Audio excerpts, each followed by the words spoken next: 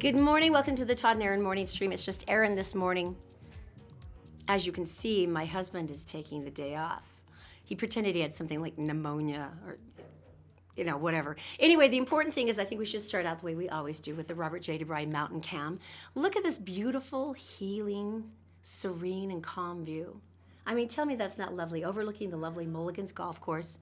You can see the birds are fluttering in the trees, and it's really rather perfect. Just take it in, take a deep breath. Thank you. Okay, now that we're done with that, let's go to the 3 best celebrity tweets. Now, this is really cool. One of my favorite things to do is to go onto Twitter and see what all of the celebrities I'm following are up to, what kind of weirdness. Okay, number 1 is in honor of 420. For those who are stoners, this will be kind of an inside joke for you. But Cal Penn and John Cho, who basically play Harold and Kumar, professional stoners in 3 different movies, have their list of must-see cannabis cinema. So you can check on that if that's something that you would like to do in honor of the Devil's Lettuce this weekend. My second favorite one has got to be from Mark Hamill. He was at a big Star Wars celebration over the weekend at Disney with Harrison Ford, and they went into the pointing contest, and apparently everyone started photoshopping all the pointing pictures from all the Star Wars movies between the two of them, and it ended up in a fairly large Twitter battle. So good job, guys. At least you kept everybody entertained. And then, of course, number 3. Now, this is one of my favorite directors in the entire world. It's Taika Waititi, and he's a New Zealander who's taking over the Thor franchise. Thor Ragnarok is freaking unbelievable. If you haven't seen the trailer, it's the most viewed trailer in Disney history. But there's a comment there from his daughter that says, "The colors and the lighting work so perfectly. I love you, Dad." And then he responds back, "Well, now you know why I wasn't there to raise you."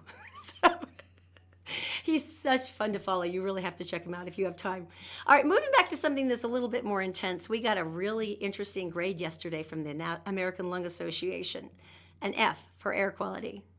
Yes, the Wasatch Front got an F for air quality. And I think anyone who's got children who's seen an increase in the asthma, the allergies, this isn't something that surprises you. Well, Dr. Mooch is a really fascinating guy. He's the president for Utah Physicians for a Healthy Environment, and he's been sounding the call for what must feel like years to him now.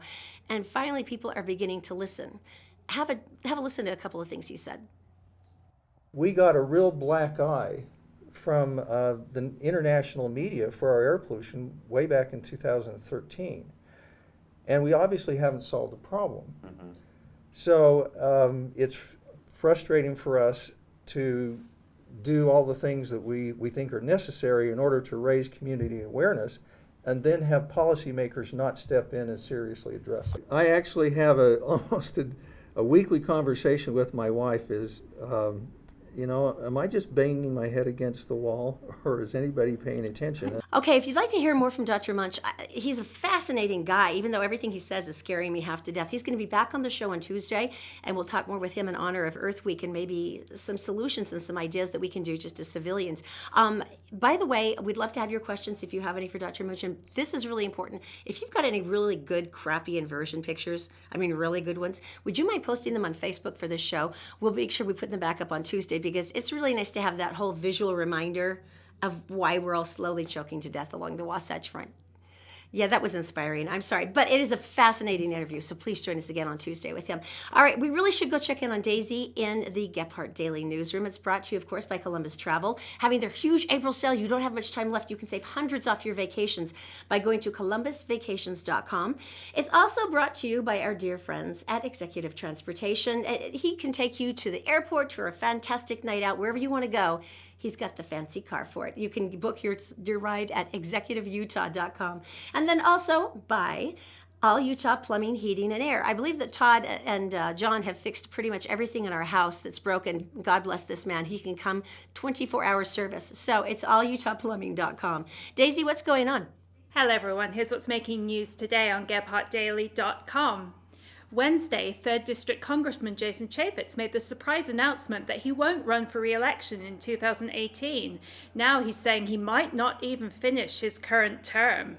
Chaffetz made the announcement about his possible departure Thursday morning on a Salt Lake City radio station. The 5-term congressman was somewhat coy about his future plans, although he indicated it may be in the communications field and perhaps on Fox TV.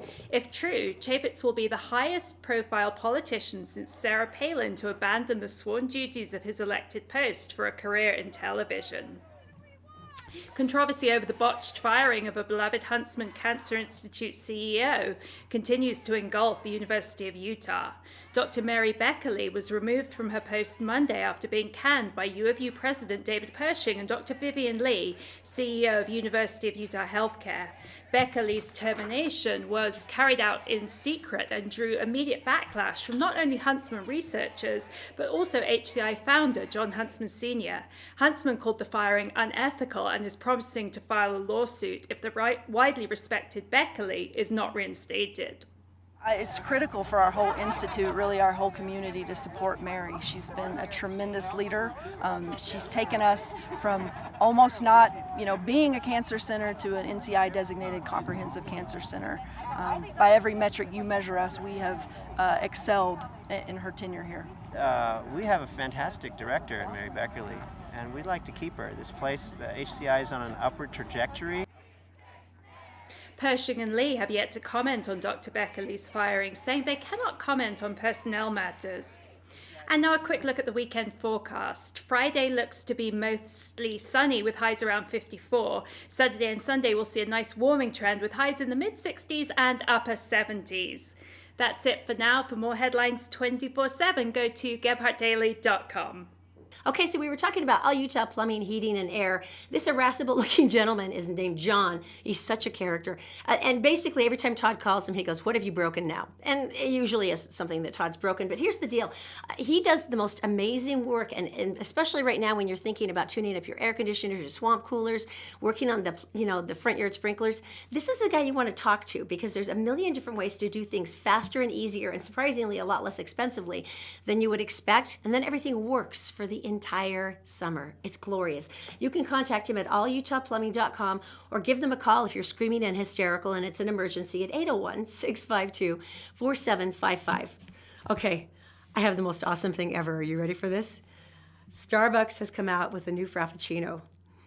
It's a new Frappuccino. Do you have a picture of this, Brandon? Yes, it's the unicorn Frappuccino. Look at it. As you start tasting it, the blue goes into the pink. So it starts out with like this mango-y flavor, and then it kind of loops into this sort of like white hot burst of awesome that's like a pixie stick, and then ends up with a nice tart, sour taste that's a little bit like a sweet tart, and it's absolutely glorious. The unicorn Frappuccino. Sorry, that was just for me. Really, I love this so much. I've already had 3. That's probably a problem since it just came out yesterday, huh? All right, never mind. The important thing is this. Let's move on. Todd had a really fun visit at the Makers Fair the other week. And this is amazing because you always forget how many things are invented here in Utah. So many incredible creative options. And of course, some of them are beyond this world, like the television. But some of them are just as awesome as a motorized couch. Have a look, won't you? So is this a chick magnet? Not really. Really? Because I can see that. I can see this women being interested, wanting to like hang out on the couch and stuff. Mostly they just think we're nerds. But you know what nerds are now? Nerds are the new sexy. Did you know that? Not really. It's true. It's true. You'll learn. Yeah, it's true. What is the base of this? So we basically took it, and it was just like a full wheelchair, and then we stripped it down to the motor or to the base part, and then we built it up as a couch.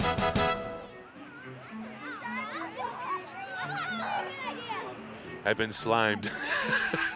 I went to my grandson's first birthday, and my son and his wife made bubbles in the park, and that was the first time we were introduced to bubbles. Were they good bubbles? The ones I use now are better. So you invented this here I refined it here in Utah, correct? In a kitchen in Utah. In my kitchen, yes.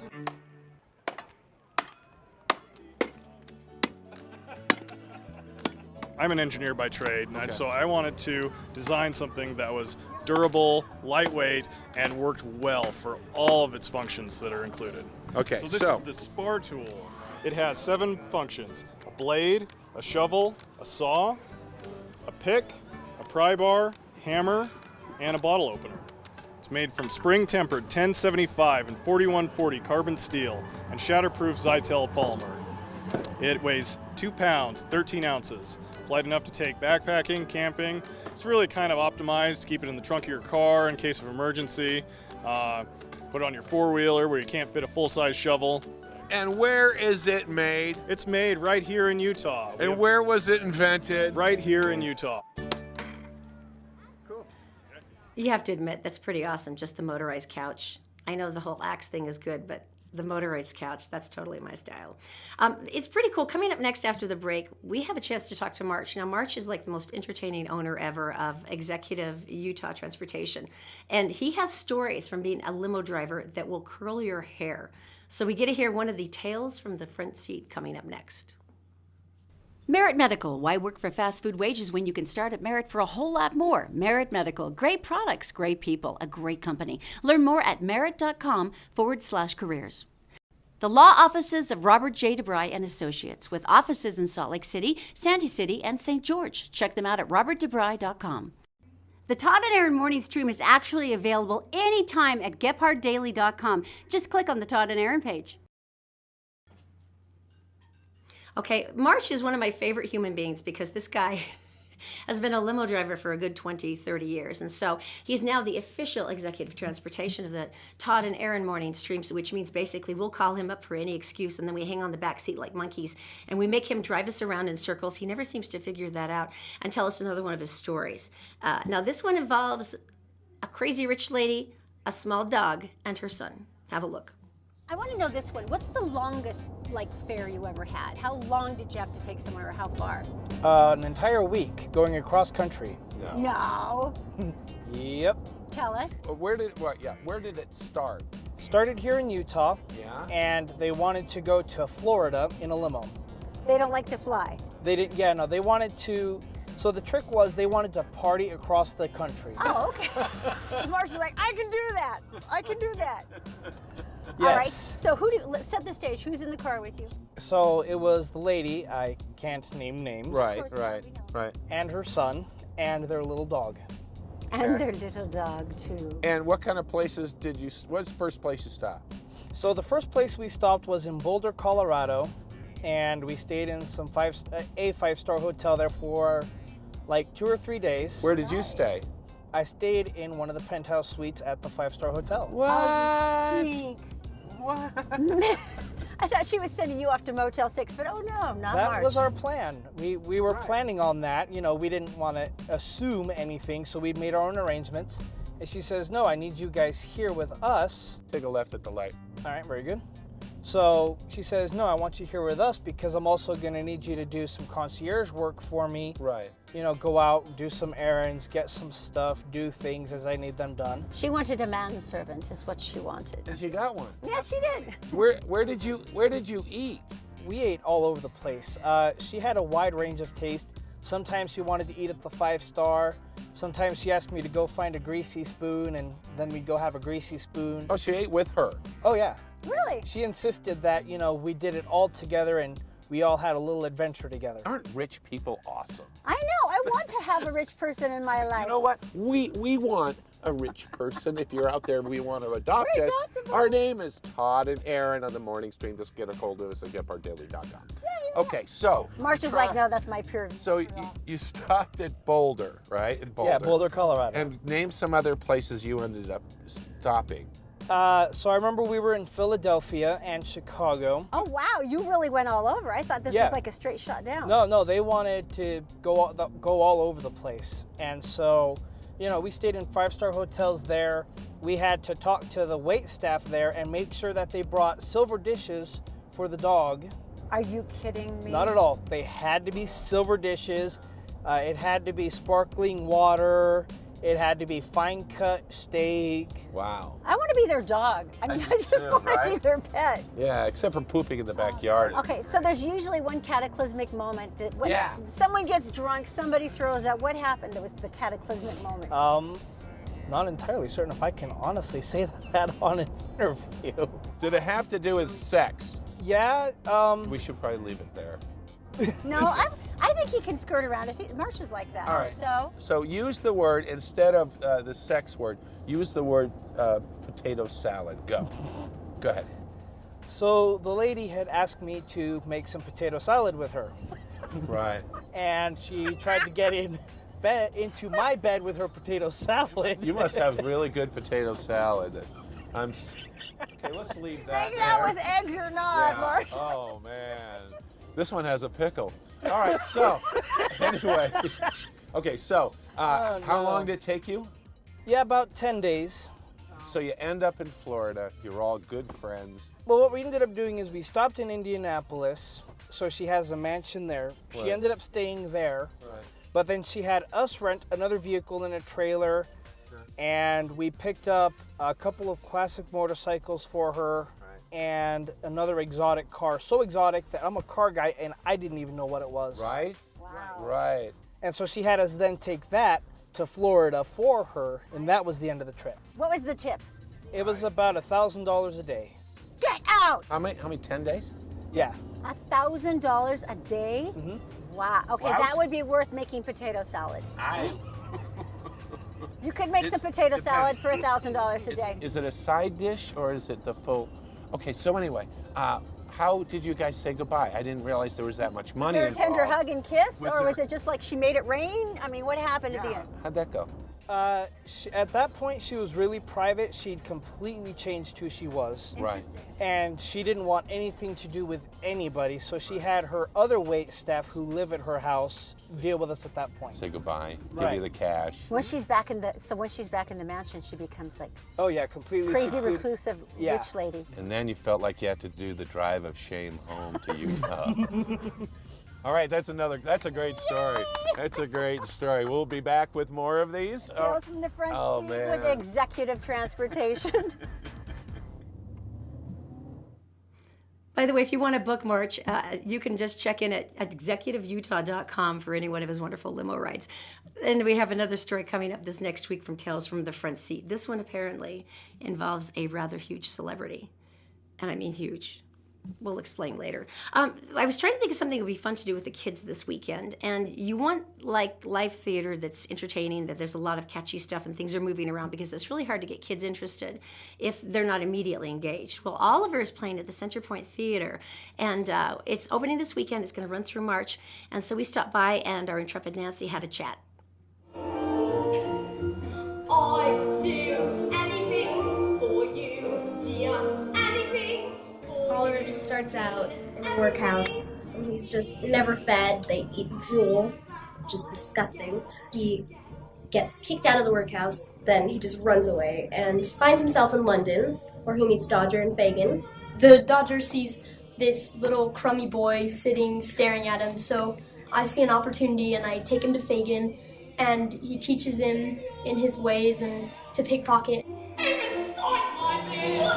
Fagin takes him in, treats him well as far as Oliver is concerned. He has a home, he has a job. I take him out on his first job. He watches me steal something and then gets blamed for it. So I lose him, follow him to court, and once it's all been cleared up, he just goes and lives with a very rich person. Fagin gets paranoid about it, and him and his little cronies, they basically set it up so Oliver gets kidnapped and brought back. He gets away with Nancy again and, well, lives happy ever after. I was a fan of the show ever since I was a kid. Everything's cool about Fagin, and there's a lot of different sides he gets to play. It's anger, funny, happy, sad, just the full spectrum. Ever since I saw Dodger in that, he's always been a dream role of mine. He's just arrogant, and it's really funny because he's a little kid, but he thinks that he's so much more, and he thinks he's all that. I just really like this show, and it's a big part, like Oliver. He just gets to experience so many things that he just learns so much. He's just this great, innocent little boy who just happens to almost be killed many times. Come see the show. Come see the show. Absolutely. So as you can see, it's small, adorable children with crap smeared all over their faces, doing a rather fantastic job, I must say. So if you'd like to check out Oliver, it's at the Center Point Theater. It's starting this weekend and runs through the month of May, and you can get your tickets at centerpointtheater.com. Now, anyone who's been around some of the Smith's drugstore, food and drugs downtown in the Avenue section of Salt Lake City, you've probably seen this guy. He usually does a lot of red kettle collecting at Christmas for the Salvation Army. A really sweet kid, but his favorite thing is basically to explore his muse. And so Andrew Jones was standing out one day minding his own business in front of the Smiths, and he said, because spring equals jazz, it is time for me to perform. So he did. My wife's right around the corner here at the spa school. She's getting a little spa treatment, so I'm out here playing some music, trying to make back some of that money, you know? Thank you. Appreciate it. See, it's delightfully random, but he's one of those cutest kids that you just can't stop and go, I will totally give you $1 because that was awesome. So if you're looking around downtown, you'll probably see Andrew one place or another with his trumpet. So if you can, stop by, say hi to him, because he really is quite adorable. And remember, as Andrew has said, spring equals jazz. All right, coming up next, we've got a couple of interesting things. If you've ever seen the host of American Ninja, he's the funniest guy in the world, and he's going to be at Wise Guys coming up in a couple of days. And so he had a chance to chat with us via Skype, and we'll let you know what he said coming up right after this. We're brought to you this morning by Executive Transportation. Elegant service, professional style. Go to executiveutah.com. And All Utah Plumbing. Your home deserves the best. 24-hour emergency service at allutahplumbing.com. And by Columbus Travel, the best travel deals on the planet. Be sure to take advantage of our April sale. columbusvacations.com. Did you know you can catch the Todd and Erin Morning Stream any time of the day or night on Facebook, YouTube, and SoundCloud, and GephartDaily.com? Okay, when you talk to different comics, especially those that are coming here to Wise Guys along the Wasatch Front, usually they're pretty enthused. They've either been to Utah before, they're kind of excited to find out. There's the questions about how many wives can I get? Yeah, we all love that one. But every now and then you get a guy who's got like amazing depth to him. Now, we've got someone coming to town who hosts American Ninja. He also is a really strong speaker about arthritis because it's something he's been suffering with. And this is a guy who was a physician making like physician bucks. And he said, you know what I want to do instead of having all of those student loans paid off that I went to college for? I want to do stand-up comedy. So we had a chat. Hi, everybody. It's Todd from the Todd and Erin Morning Stream on GephartDaily.com. And on the computer with us, Matt Eisman. Matt, good morning. How are you? I'm doing fantastic. Just here on a slightly cloudy day in LA, so I'm sure everyone's panicked. We don't know what to do when it's not sunny and 80 degrees. Right. No volleyball. Hey, I'm looking at your resume right now, and Sure. let me go through just a little bit, and I have a question for you. You're hosting American Ninja Warrior and Ninja Warrior as well, the team show. You've done Celebrity Apprentice with Arnold Schwarzenegger. But as far as the comedy, the rest of it goes, why is your resume in the wrong order? You mean the one where your parents are horribly disappointed instead of how you fulfill their dreams by leaving something as frivolous as stand-up comedy to go save lives as a doctor? I don't know. Yeah, I have no idea how I ended up doing what I'm doing. Until I was 27 years old, I'd never even entertained entertainment as a profession. I'd always thought I was going to be a doctor and save lives and kind of have a traditional path. And then I just took a dramatic detour and moved out to LA, started doing stand-up, and I haven't regretted it for a second. It's been fantastic. I don't save lives, but I love what I do. I talk about ninjas, and I get to fly around the country and tell jokes. It's a pretty sweet living. So we're talking Princeton, we're talking Columbia Medical School. This is not like, some place in Brazil that you were studying medicine. And so who did you have to tell that you were dropping out of medical school and doing stand-up? Well, I completed medical school. So I was doing residency at the time at University of Colorado, where my dad is a doctor and he's a professor at the university there. So it was honestly telling my parents was probably the hardest part. But once I told them, it was like a load was lifted, because I loved medicine. Medicine on paper was the perfect fit for me, but when I got into it, my heart wasn't in it, and it's not something I wanted to do kind of halfway. And so having left medicine to do stand-up sounds ridiculous,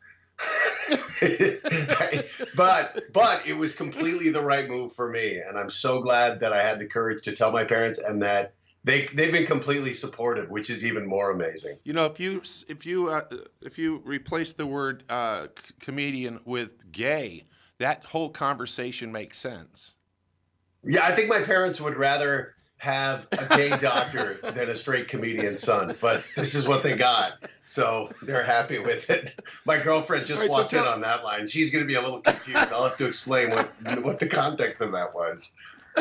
So tell us about American Ninja Warrior to start off with.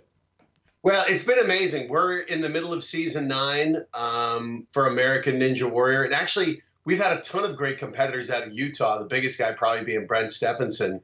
But it's been a crazy show that just hit at the right time, I think, where people were getting bored with working out. And I think we love watching people do amazing things, but I think it's the stories that people love on American Ninja Warrior. And then tomorrow night, Team Ninja Warrior premieres. I'm actually flying out to Louisville because we follow the WWE on the USA Network for Team Ninja Warrior. So Akbar and I are going to be at the match tomorrow night promoting Team Ninja Warrior. And again, like, what a ridiculous job this is that I'm getting to fly across the country to go watch wrestling. And I'm getting paid to do it. This is part of my job promoting Team Ninja Warrior, which premieres tomorrow night on USA Network. So it's been ridiculous, but American Ninja Warrior has been a phenomenal gift, and I love getting to do it. That is cool. So I think, you know, we've got the medical, we've got the warrior, the ninja deal. You've got speaking. You're doing stand up all over the place, and I know as a doctor, I mean, you have a situation physically that must contribute to part of your material. Yeah, for me, I have rheumatoid arthritis, and that's something I was diagnosed with in 2002. And completely changed my life, having an autoimmune disease where my body was really attacking itself. And I think it's been amazing for me. I think dealing with rheumatoid arthritis and then getting really involved in the Arthritis Foundation. That was my charity on Celebrity Apprentice. We raised nearly $1 million in the effort. And it's been amazing for me, I think, seeing how sharing my story has had such an impact, where people are reaching out to me. People who've been friends with me for years who never knew I had rheumatoid arthritis, even though I talk about it quite a bit. But I think that I got to see the power of sharing a story, and something where I felt so often, even though I've been involved with the Arthritis Foundation, there aren't many people, just a few million people who have rheumatoid arthritis. And so you don't see as many, you're not aware of all the people who I think are struggling with this disease. So it was amazing for me sharing my story, how I found out how many people related to it. And I think we're thrilled to find someone else who's kind of dealing with the same chronic issues that they are. And I think that was one of the great lessons of Apprentice, was the importance of sharing your story, and how even more than raising money, I think just the fact of making people not feel so alone in their own battles. But you see the value of telling a story. If you want to see Matt, just come in Salt Lake City. He's coming to Wise Guys in Ogden. That's April 21st. Tickets, wiseguyscomedy.com. Thank you, Matt. My favorite place to be. He is such a sweetheart.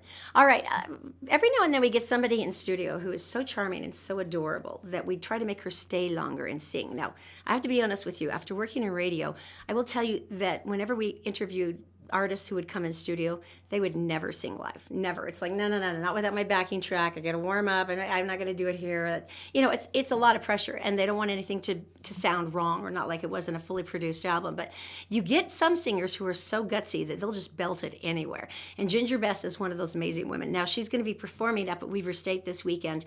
You can still get tickets to that, by the way, if you like. It's Saturday. And she came in studio to talk to me and Daisy, and on the way out, she belted out My Funny Valentine. And if you weren't slow dancing with somebody by the end of this song, I will be very disappointed in you. I like to call her the best female vocalist in Utah. Is that okay? I'll take it. That is very generous. Thank you.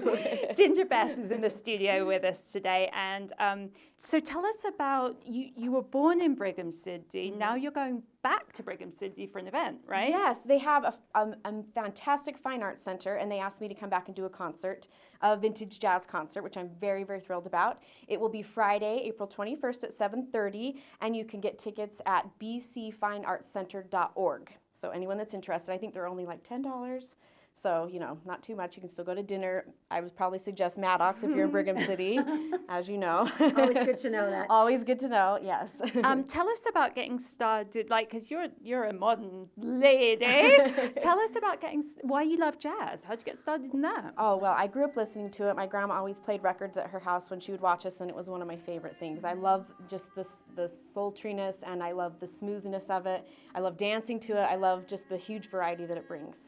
You know, I love the pathway of going from your cute grandma and running around like, you know, in your rompers during the summer and singing to going to where you're really sitting in front of people who are really passionate about this music. Mm-hmm. And you were telling me that every now and then you'll get a group that sings along with you that really heard those songs like the first time. Oh, yes. My favorite audience to sing for are like the World War II vets who know those lyrics. They know every song, and it just takes them back to that time. And so I'll look out into the audience, and they'll have their eyes closed, and they'll be swaying back and forth. Or I love that. That's like its own character and joy for me in itself. I love it. Yes. What about weird venues? Have you ever had one where you were performing and you went, this is different?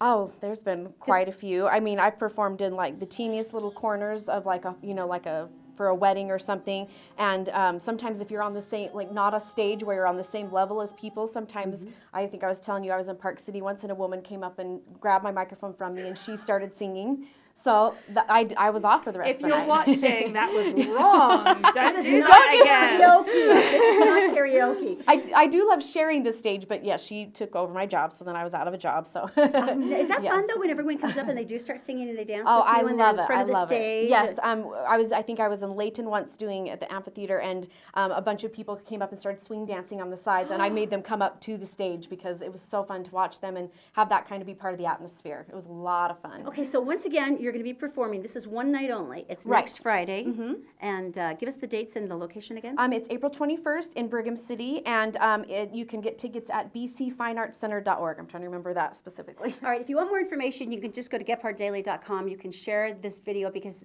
the singing is going to be magnificent. But it'll have all the information about where you can get tickets, times and dates, and all this good stuff. Now, you have a website that people can run to as well, right? Yes, gingerbestmusic.com. And you have CDs on sale right now? I do. Oh, what are you going to sing for us? My Funny Valentine. It's one of my very favorites, and I think it's such an important song, especially now, because it teaches people to love even the bad things about someone, or they don't have to be perfect. You love the person for their imperfections just as much as what's wonderful. That is gorgeous. You ready? I do that. I'm ready. All right. Thank you.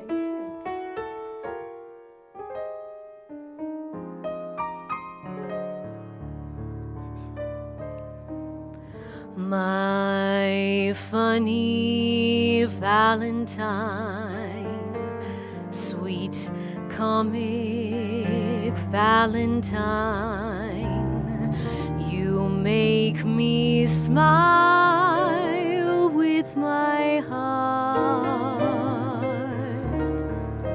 All right, thank you so much for keeping me company on the Friday edition of the Todd and Erin Morning Stream, since my slacker husband is not here. Don't forget that you can also catch Ginger Bess this weekend up in Brigham City. Easy to find your tickets, and thank you so much. This is going to be a great upcoming week, and we can hardly wait to see you again. Thank you. Is your figure less than Greek? Is your mouth a little weak when you open it to speak? Are you smart?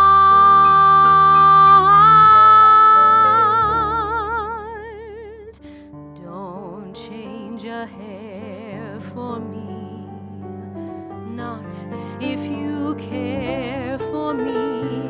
Stay, little Valentine, stay.